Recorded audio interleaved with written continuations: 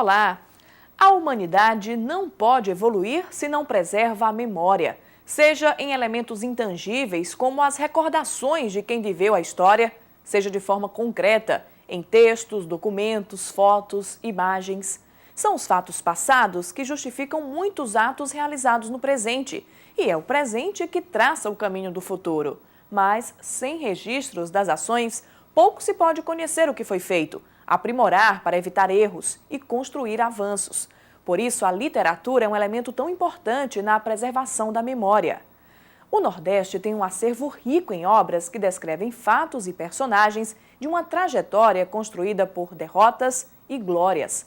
Para ajudar a preservar esse patrimônio cultural nordestino, o Departamento Nacional de Obras Contra-Secas abre parte de seu acervo para o público e lança novas obras, proporcionando um legado de informações. No programa Conhecer de hoje, você vai ver um pouco dessas obras e de seus personagens. 4 décadas povoando reservatórios. Pesquisador explica a trajetória de adaptação e evolução da tilápia no Brasil. Impressões de pioneiros. Livro revela impactos na vida de colonos com a chegada da agricultura irrigada ao Ceará. Agricultura e história. Implantação dos perímetros irrigados no semiárido está inserida em contextos sociais, econômicos e políticos. Nordeste em Revista. Publicação reúne artigos, entrevistas e curiosidades sobre os 100 anos de obras hídricas. O programa Conhecer está no ar. O perímetro irrigado de Morada Nova, no interior do Ceará, foi o primeiro implantado pelo DENOX, no ano de 1970. Talvez por carregarem o peso de serem precursores num projeto tão ousado, os colonos do município têm muitas histórias que nos ajudam a entender a concepção e a evolução das práticas de irrigação. A iniciativa dos colonos de Morada Nova chamou a atenção de uma historiadora, que resolveu conhecê-los de perto. Ao focar numa experiência determinada, o trabalho acabou por passear também por outros momentos dos perímetros irrigados, desde a implantação às técnicas mecanizadas.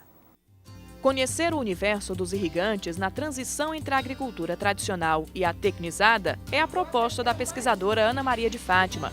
Para entender a logística do campo, a autora usou fontes oficiais e depoimentos dos próprios personagens, pioneiros do perímetro irrigado de Morada Nova, o primeiro instalado pelo DENOX no semiárido brasileiro. Antes dos perímetros de irrigação, a relação do colono com o Estado era em época de seca. Em época de seca, quando o dono, o coronel, o grande dono da fazenda não tinha como mantê-los lá, o Estado os mantinha através das obras hídricas, das estradas que o DENOX fez durante seus 100 anos. Mas com o perímetro de irrigação isso vai mudar. Essa interlocução com o Estado, através dos técnicos, vai ser uma interlocução quase que constante. A pesquisa feita no ano 2000, quando o perímetro de Morada Nova já tinha 30 anos de existência, mergulhou em momentos históricos. Antes da implantação, em 1970, a partir da extinção do DENOX em 1999, que depois foi revista, e as vivências dos colonos, que não seguem a linha do tempo, mas a da memória. A maioria deles vivia em fazendas, era meeiros, donos de pequenas áreas que foram desapropriadas pelo perímetro, ou trabalhava em fazendas dos grandes donos de terras.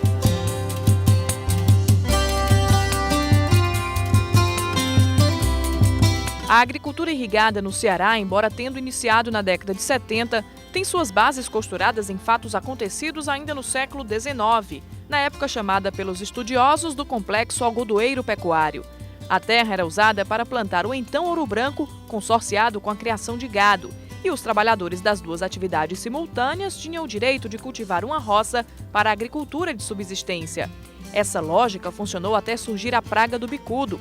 Os insetos dizimaram não só as plantações de algodão, mas também a dinâmica de trabalho praticada no campo. O acontecimento foi um dos divisores da história da produção agrícola. Era hora de se modernizar em meio à crise. E uma das alternativas era a irrigação. Segundo a pesquisadora, essa modernização veio ao mesmo tempo acompanhada do interesse do poder público em minimizar os conflitos sociais no campo. Com a ditadura militar, esse projeto ele se revestiu de dois viés. O viés econômico, que era a questão da modernizar a agricultura, transformar a agricultura de subsistência numa agricultura de mercado, mas tinha também o projeto de segurança nacional.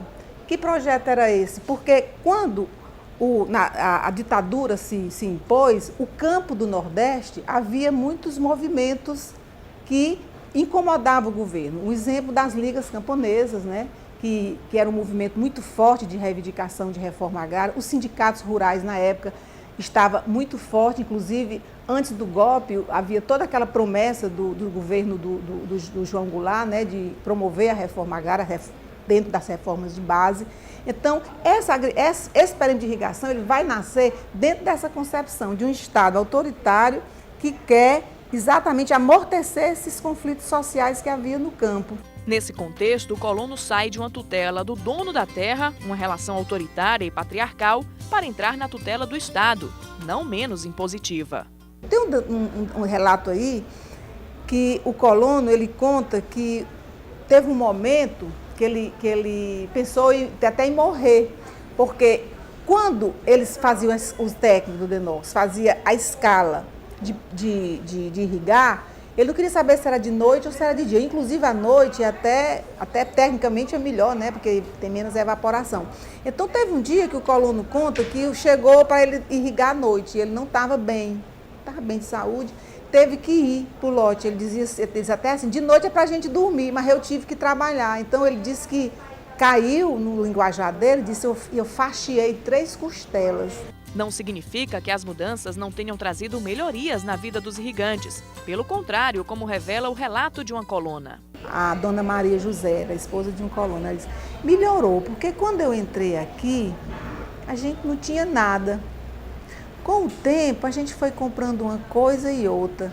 E até um fogão a gente pôde comprar. Minha maior preocupação de passar nesse livro é trazer à tona a fala dessas pessoas que ousaram, né, experimentar esse mundo da modernização através de serem irrigantes, mas a partir da experiência dele, né, fugindo um pouco daquele senso comum de que o colono era ignorante.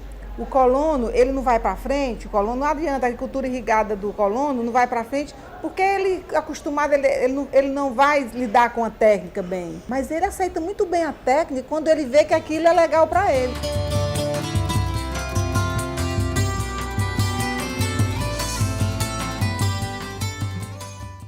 Veja daqui a pouco no programa Conhecer. Pesquisador explica a trajetória de adaptação e evolução em 4 décadas da tilápia no Brasil.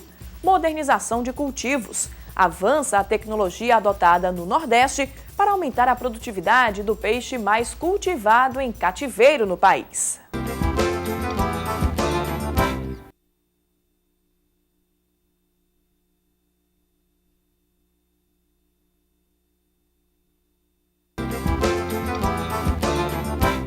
A tilápia é o segundo grupo de peixes mais cultivados do mundo, só perde para as carpas. 60% são produzidos na China, mas os cultivos são difundidos também na Europa e nas Américas. O Brasil, 5º maior produtor de pescado da América Latina, atrás do Chile, Peru, Equador e Argentina, é destaque mundial na criação de tilápia em cativeiro. E o Ceará é o maior produtor nacional.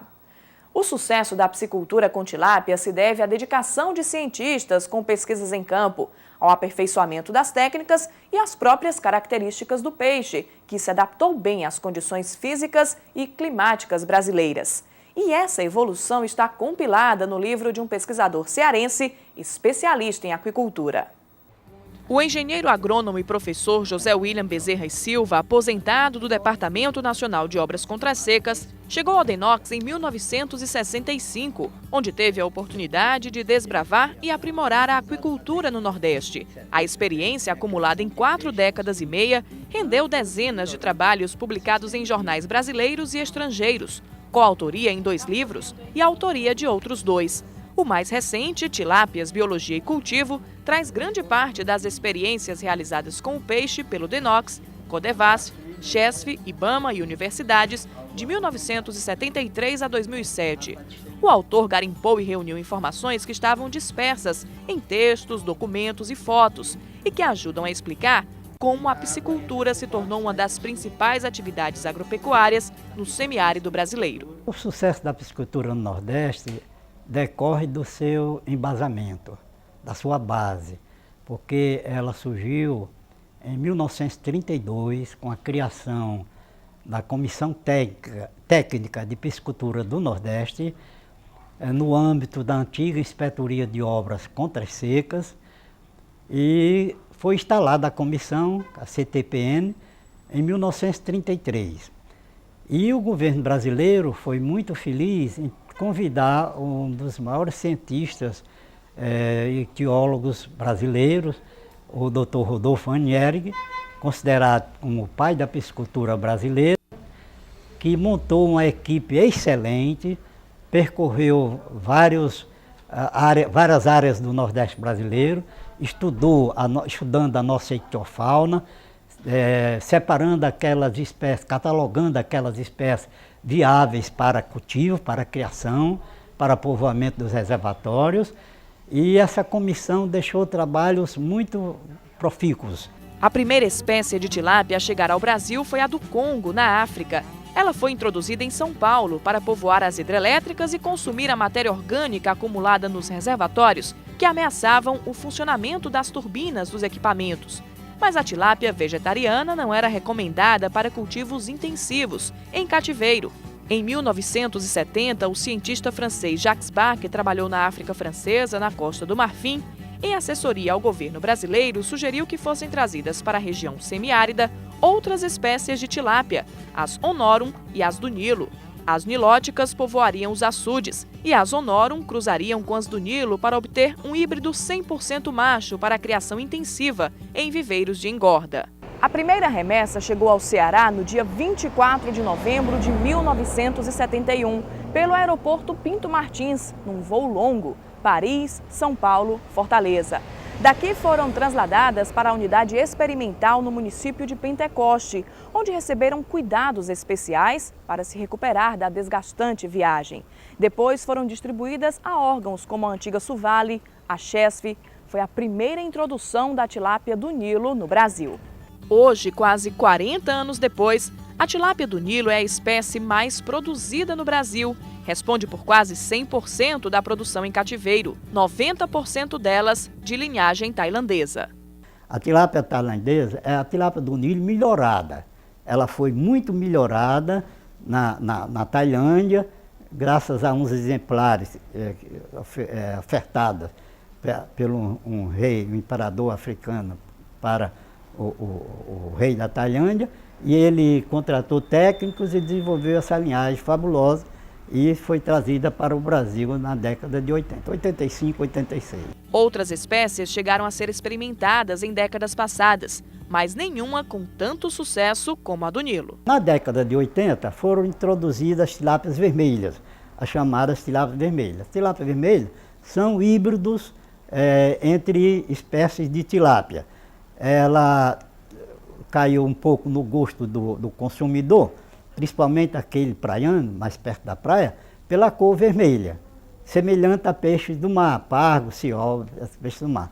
Mas ela sendo híbrido, com algum tempo, com gerações e gerações, ela vai voltando ao passado, vai ficando de várias cores, preta, branca, vermelha.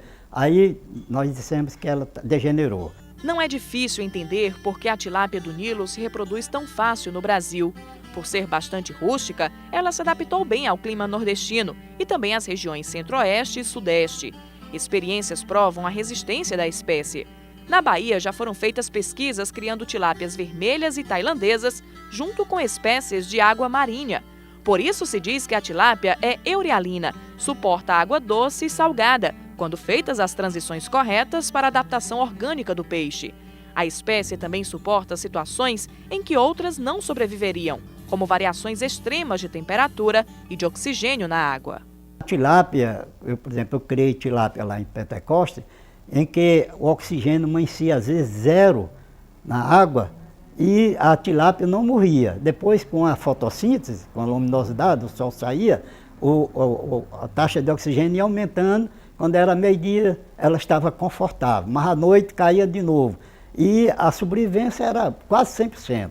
Entre as formas de criação de tilápias, que inclui a extensiva, soltas nos açudes, a semi-intensiva em viveiros, a mais praticada no Nordeste, em 80% dos cultivos, é a superintensiva, realizada em tanques-redes, um método bem vantajoso para o criador. O sistema de tanque-redes chega a produzir 300 kg por metro quadrado, por metro cúbico de água por ano, né? Às vezes até um pouco mais, e ele requer o uso de uma ração também muito boa, uma ração super balanceada. A sobrevivência dos peixes é muito alta, chega a 98% a 100% às vezes, né? Porque eles estão livres de predadores, estão dentro de um tanque-rede. Outro método da criação superintensiva é o raceway. A água passa de um tanque a outro em cascata e vai oxigenando. Como não existe alimento natural, é preciso usar ração rica em proteína. As vantagens são o uso de muitos peixes por área, 150 para cada metro cúbico de água, e a alta produtividade, 48 toneladas por hectare ao ano. A piscicultura é uma atividade que cada vez mais se profissionaliza graças também a pesquisas e experiências, como consorciar a atividade com outras da agropecuária. A água dos reservatórios para a criação dos peixes pode ser usada, por exemplo, para a irrigação de fruticultura, hortas, floricultura, já que é uma água rica em nutrientes importantíssimos para as plantas. A prática já é realizada de forma pontual, mas poderia ser bem mais difundida no Brasil. No Japão se faz isso, na China se faz isso. Inclusive, na China, eles criam marreco, patos, dentro dos viveiros da criação de tilápia, justamente para fertilizar a água, para produzir o plâncton, para o alimento da tilápia. E a água fértil, em virtude dos dejetos das tilápias, rica em nitrogênio e fósforo, eles usam para as lavouras, irrigar o arroz e outras lavouras, né? Inclusive, alguns usam até o que nós chamamos de risipiscicultura, criar o peixe dentro do arrozal, para fertilizar a água e assim o arrozal produzir melhor. Experiências como estas ajudam a garantir o futuro da tilápia, criando novas formas de adaptação do peixe a realidades regionais, balanceando custos de produção e aumentando a produtividade. Tudo isso aliado a estudos para a perpetuação da espécie, evitando que problemas enfrentados no passado se repitam, como os retrocruzamentos, que quase levaram a produção nacional a um colapso.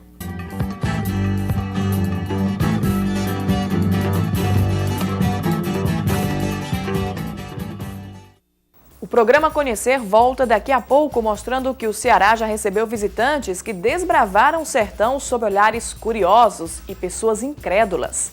Nordeste em Revista. Publicação reúne artigos, entrevistas e curiosidades sobre os 100 anos de obras hídricas na região.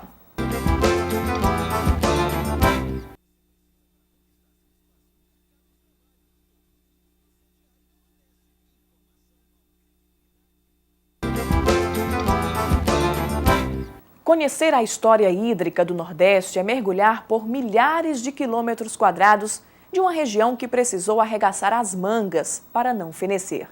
Na terra afetada pelas estiagens, foi construído um grande patrimônio em obras que mitigaram as consequências das secas e tornaram o semiárido brasileiro o mais habitado do mundo.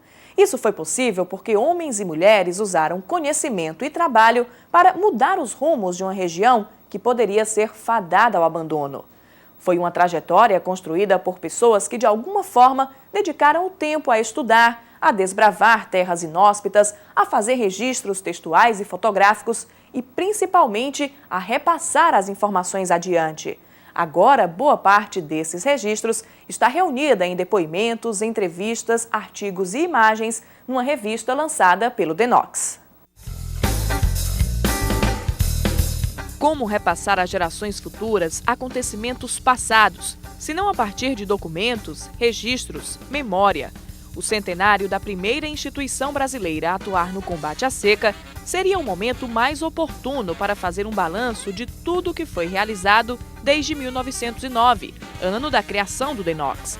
O resultado é a edição comemorativa da revista Conviver, com mais volume em entrevistas, textos informativos, artigos. Os textos, eles variam muito.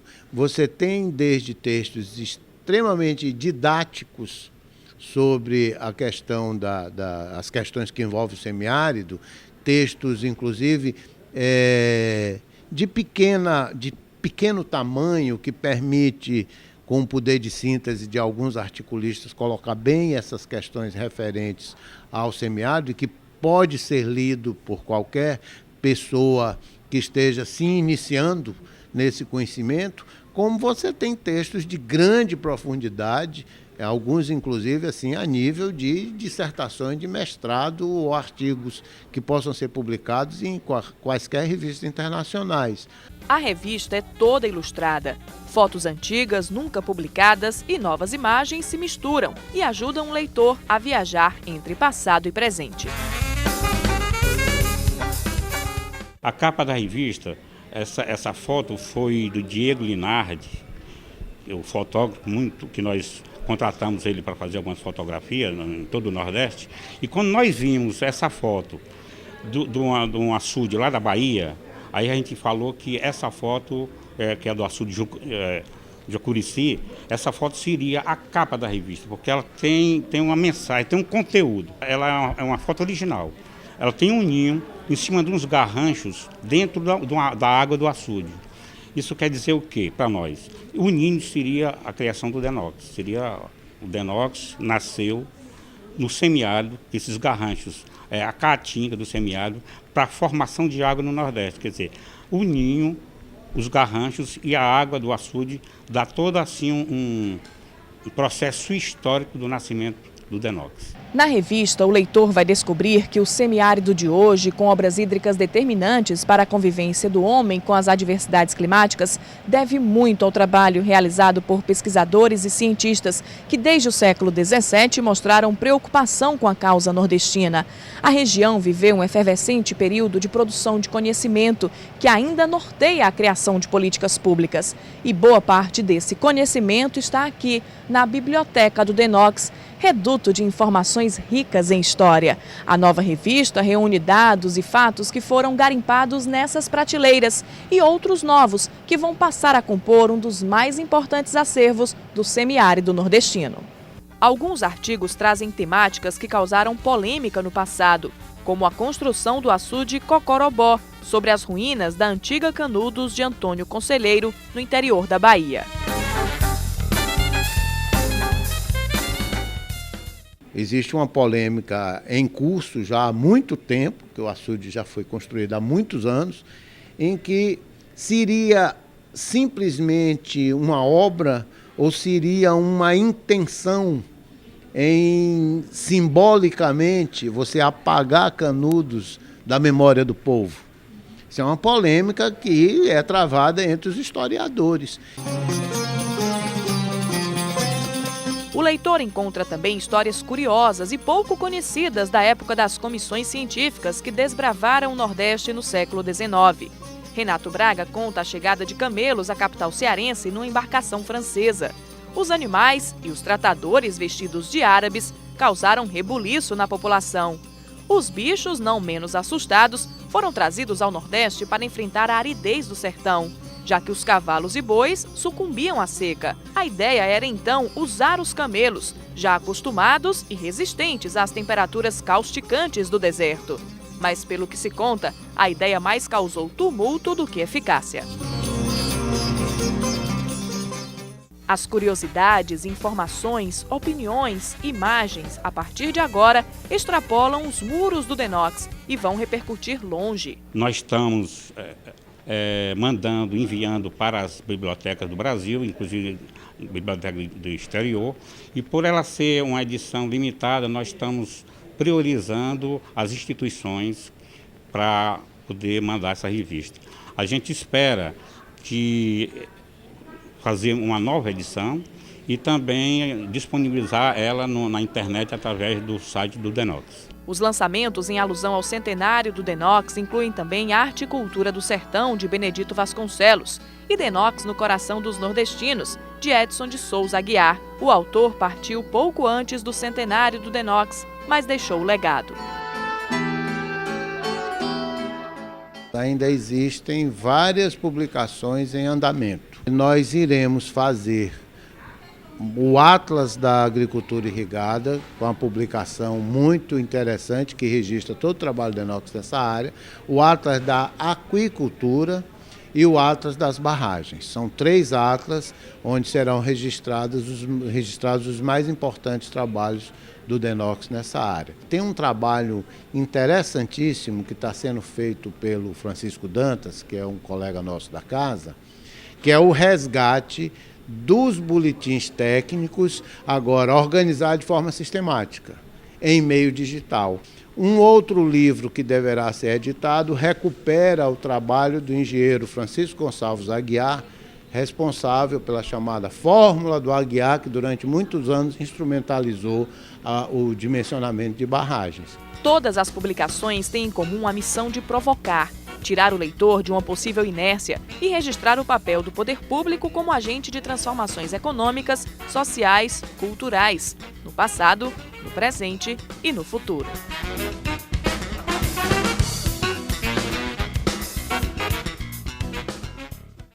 O programa Conhecer fica por aqui. Se você quiser se comunicar com nossa equipe, mande uma mensagem para o endereço eletrônico conhecer@tvdiario.tv.br.